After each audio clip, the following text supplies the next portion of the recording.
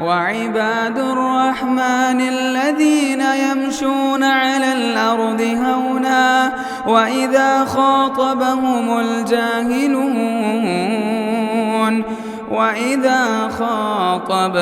الجاهلون قالوا سلاما.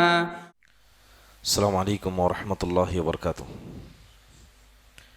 الحمد للہ رب العالمین والصلاة والسلام على سید الانبیاء والمرسلین نبینا محمد وعلى آلہ وصحبہ اجمعین. اما بعد، یقول اللہ سبحانہ وتعالی: من كان يريد حرث الآخرة نزد له في حرثه ومن كان يريد حرث الدنيا نؤته منها وما له في الآخرة من نصیب.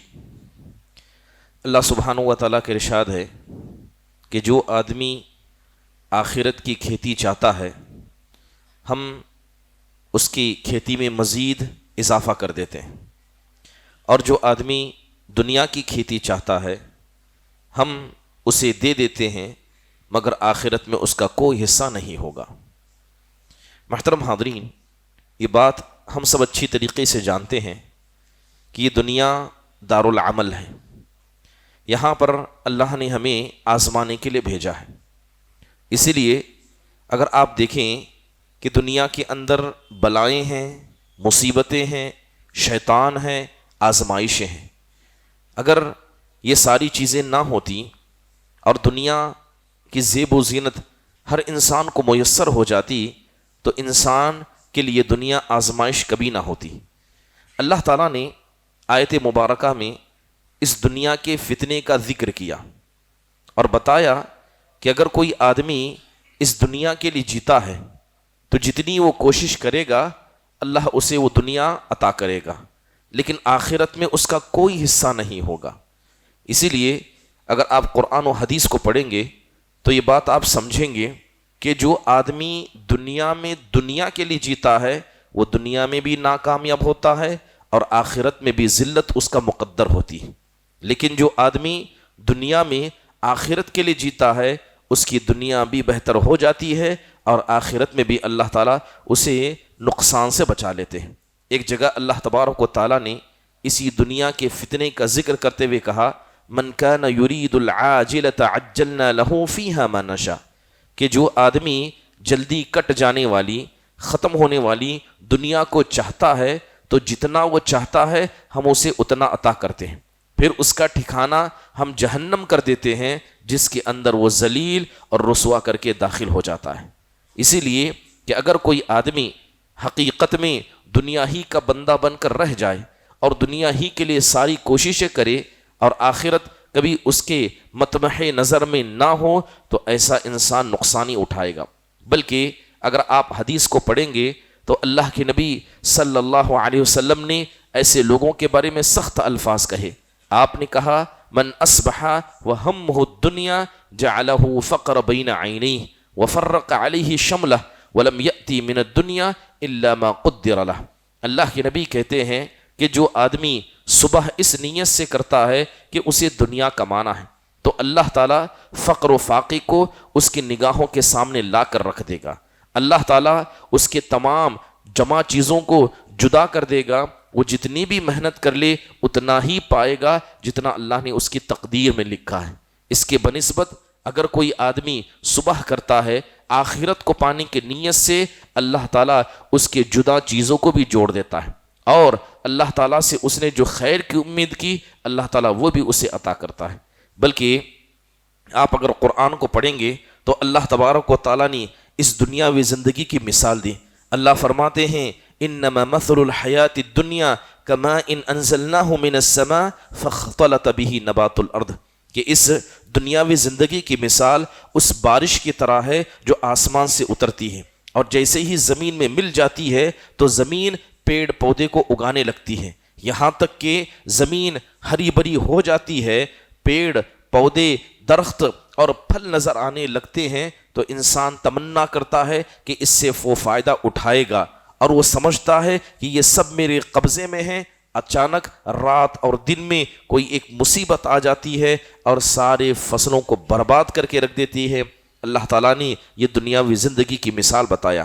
محترم حاضرین، آپ اگر جناب محمد الرسول اللہ صلی اللہ علیہ وسلم کی زندگی کو دیکھیں، اس روئے زمین میں آپ اللہ کے سب سے پیارے تھے۔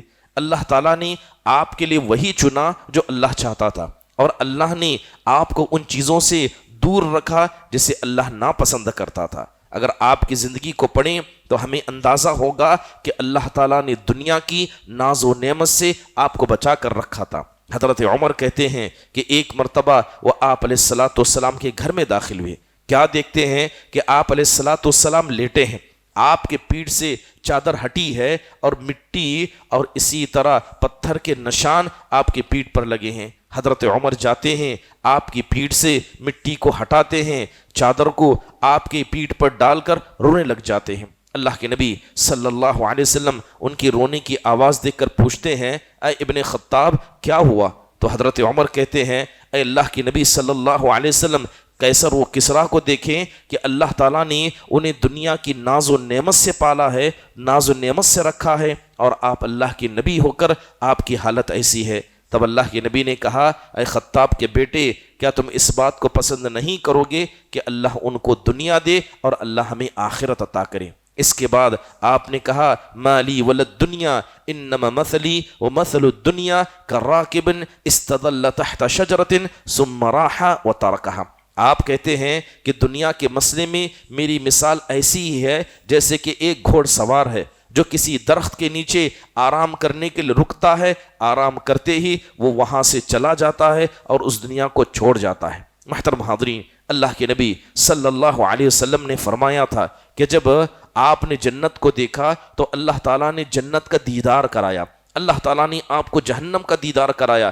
جب آپ نے جنت کو دیکھا تو جنت کو اللہ نے مصیبتوں سے، آزمائشوں سے، پریشانیوں سے گھیر کر رکھا ہے۔ جب آپ نے جہنم کو دیکھا تو آپ نے دیکھا کہ اللہ نے جہنم کو لذتوں سے، خواہشوں سے اور آرام پسندی سے بنا کر رکھا ہے۔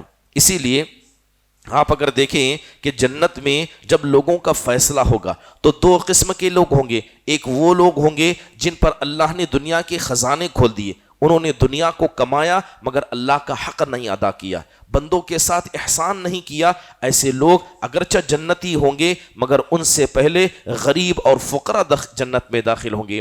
آپ نے مثال دیتے ہوئے کہا کہ جو غریب تھا، فقیر تھا، وہ جنت میں آدھے دن پہلے داخل ہوگا، اور اس کے بعد وہ آدمی داخل ہوگا جس کو اللہ نے مال عطا کیا، اگرچہ اس نے اللہ کا حق ہی کیوں نہ ادا کیا۔ پوچھا گیا کہ اللہ کے نبی وہ آدھا دن کتنا ہے؟ تب آپ نے صاف فرمایا کہ قیامت کا ایک دن 50,000 سال کے برابر ہوگا۔ تو گویا فقیر اور غریب و مسکین جنت میں 25,000 سال پہلے مالداروں سے پہلے داخل ہوں گے۔ محترم حاضرین، دنیا یہ انسان کے لیے کتنی معیوب ہے۔ اللہ کے نبی صلی اللہ علیہ وسلم کا گزر ہوتا ہے، ایک مری ہوئی بکری سے آپ کا گزر ہوتا ہے جس کا کان کٹا تھا۔ آپ نے اس کے کان کو پکڑا اور کہا کہ تم میں کہ کون ہے جو اس کو 1 درہم میں خریدے گا؟ تو صحابہ نے کہا، اے اللہ کے نبی صلی اللہ علیہ وسلم، یہ تو مردہ ہے، اگر زندہ بھی ہوتی، یہ عیب دار ہوتی، ہم میں سے کون اس کو خریدنا چاہے گا؟ تب آپ نے کہا، خدا کی قسم، ابھی یہ مرا ہوا کان کٹا جانور تمہارے نزدیک جتنا مبغوض ہے، اللہ کے نزدیک تمہاری یہ دنیا اس سے بھی زیادہ مبغوض ہے۔ ایک صحابی رسول تھے جن کا نام وحاق رضی اللہ عنہ تھا، اللہ کے نبی کے پاس آتے ہیں، اللہ کے نبی ان سے پوچھتے ہیں، یا وحاق ما طعامک، اے وحاق یہ بتاؤ کہ تمہارا کھانا پینا کیا ہے؟ تو کہتے ہیں، اے اللہ کے نبی میں گوشت کھاتا ہوں اور دودھ پیتا ہوں۔ پھر آپ نے کہا کہ اس کے بعد کیا ہوتا ہے؟ تو کہتے ہیں، اے اللہ کے نبی اس کے بعد فضلہ ہوتا ہے۔ تب آپ علیہ الصلاۃ والسلام نے کہا کہ اللہ تبارک و تعالیٰ نے تمہاری اس دنیا کی مثال اسی فضلے سے دی ہے، جس طرح وہ چیز تمہارے نزدیک مبغوض ہے، ناپسندیدہ ہے، یاد رکھنا اللہ تعالیٰ کے نزدیک یہ دنیا بھی اتنی ہی مبغوض ہے۔ سوال یہ ہے کہ اگر اللہ تبارک و تعالیٰ کو یہ دنیا اتنی ناپسند ہے تو اللہ نے ہمیں یہاں کیوں بھیجا؟ اللہ تعالیٰ نے ہمیں کیوں یہاں پر نازل فرمایا؟ حدیث کے اندر اس کا جواب دیا گیا۔ اللہ کے نبی نے کہا، ان الدنیا حلوۃ و خضرہ، کہ بے شک دنیا بڑی میٹھی ہے، سرسبز و شاداب ہے۔ اللہ تعالیٰ یہ تمہیں دنیا عطا کرے گا اور دیکھے گا کہ تم کیسے عمل کرتے ہو، لہذا دنیا سے بچنا، عورتوں سے بچنا۔ اللہ کے نبی صلی اللہ علیہ وسلم کی یہ آخری نصیحتوں میں سے ایک نصیحت تھی۔ محترم حاضرین، دنیا کے اندر سب سے مالدار آدمی کون ہے؟ انسان سمجھتا ہے کہ جسے اچھا گھر عطا کیا گیا، اچھا بزنس عطا کیا گیا، اللہ تبارک و تعالیٰ نے دنیا کی تمام نعمتوں کو عطا کیا، حقیقت میں وہ مالدار ہے۔ حدیث کے روح سے دیکھا جائے، آپ نے اس دنیا کے سب سے مالدار آدمی کا تذکرہ کیا۔ آپ نے کہا من اصبح منکم آمنا فی سربہ ومعافی فی جسدہ وعنده قوت یومہ کانما حیزت لہ الدنیا بحذافیرہا۔ آپ نے کہا کہ جو آدمی اس حال میں صبح کرے کہ اس کے پاس امن کی نعمت ہو، اس حال میں صبح کرے کہ اس کے جسم میں کوئی بیماری نہ ہو، اس حال میں صبح کرے کہ اس کے پاس ایک دن کا کھانا موجود ہو، تو سمجھ لو کہ وہ دنیا کا سب سے مالدار انسان ہے۔ محترم حاضرین، اس اعتبار سے دیکھا جائے تو یہاں بیٹھی ہوئی مجلس میں کوئی ایسا شخص نہیں ہوگا جس کے پاس ایسی نعمتیں نہیں ہوں گی۔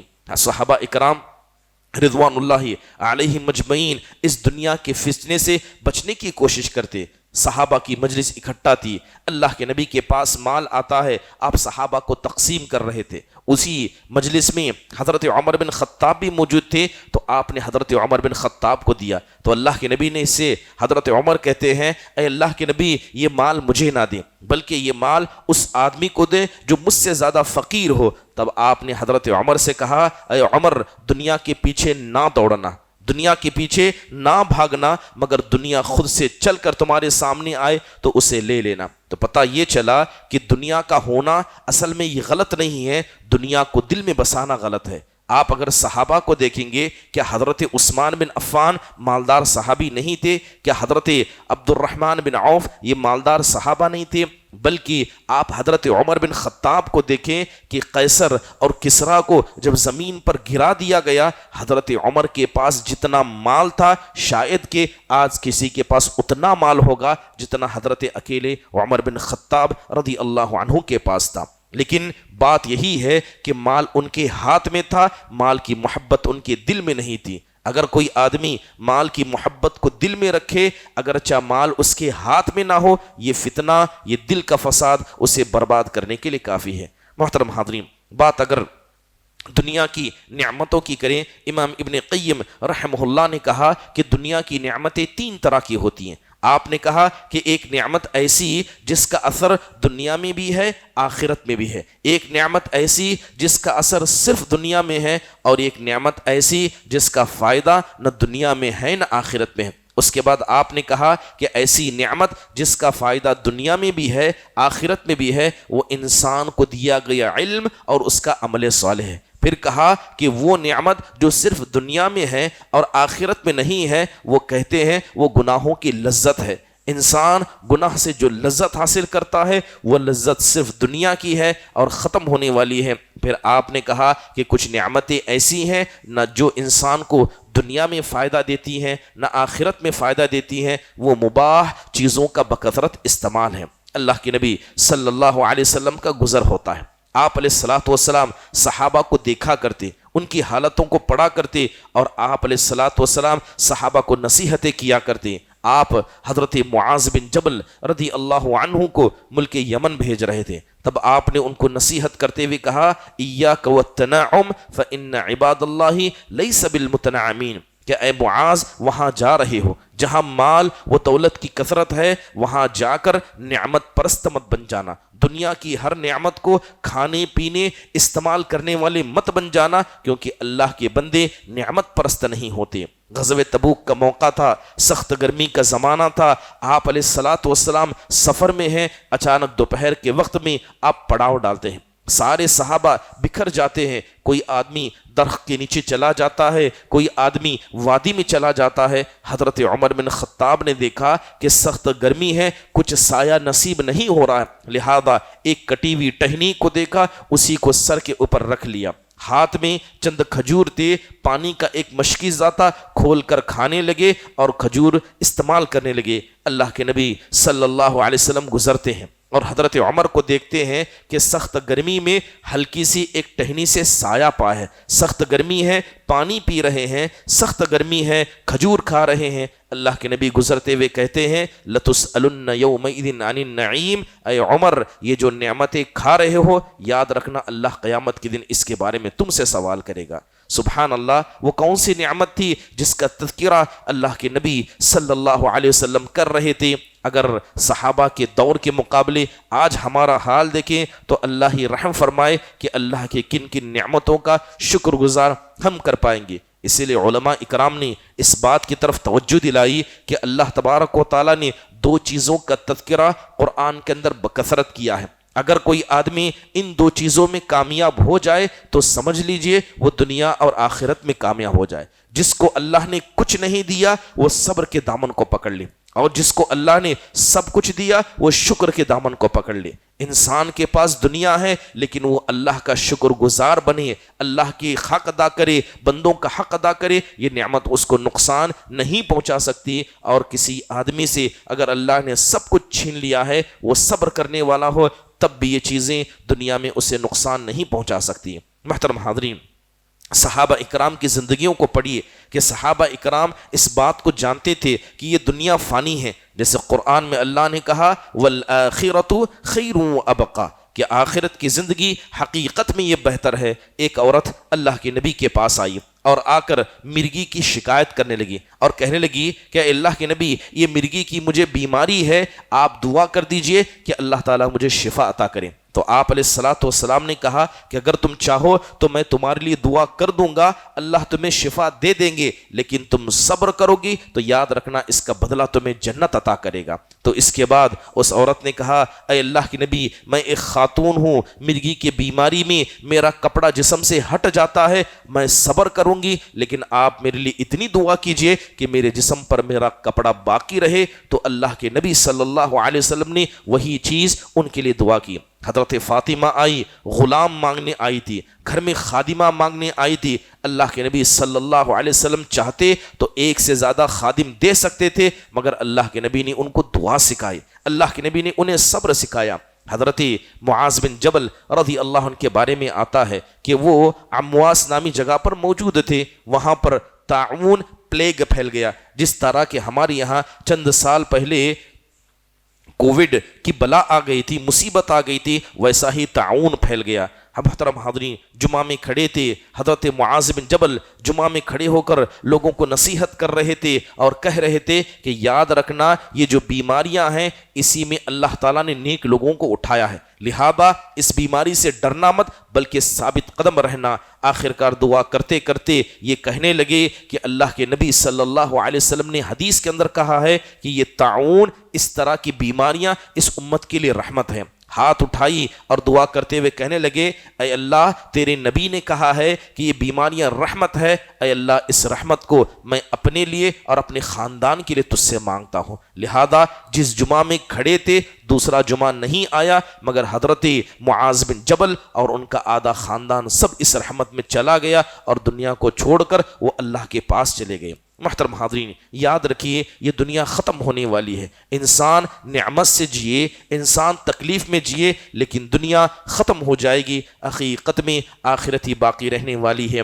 اگر کوئی آدمی دنیا کے فتنے میں پڑ جاتا ہے، اسے کمانے کے لیے اللہ کی نافرمانی کرتا ہے، نمازوں کی پابندی نہیں کرتا، حلال اور حرام کی تمیز نہیں کرتا، یہ دنیا نے کبھی کسی کے ساتھ وفا نہیں کیا، تو ضروری ہے کہ انسان اس دنیا کے مسئلے میں اللہ سے ڈرے اور دنیا کے فتنے سے بچنے کی کوشش کرے۔ اللہ تعالیٰ سے دعا ہے اللہ تبارک و تعالیٰ اس دنیا کے فتنے سے ہم سب کو بچا کر رکھے، آمین۔ اقول قولی هذا واستغفر الله لي ولكم ولسائر المسلمين من كل ذنب فاستغفروا انه هو الغفور الرحيم۔ جزاكم الله خير واحسن الله اليكم۔ السلام علیکم ورحمۃ اللہ وبرکاتہ۔ ضد عباد الرحمن کے پلیٹ فارم سے ہونے والی دعوت و تبلیغ کے مشن کو آگے بڑھانے میں ہمارا بھرپور ساتھ دیں۔ علم و عمل سے ناطہ جوڑنے کے لیے اہل علم سے جڑیں۔ مسجد عباد الرحمن کے یوٹیوب چینل کو سبسکرائب کریں اور آگے شیئر کرنا ہرگز نہ بھولیں۔ فجزاکم اللہ خیرا۔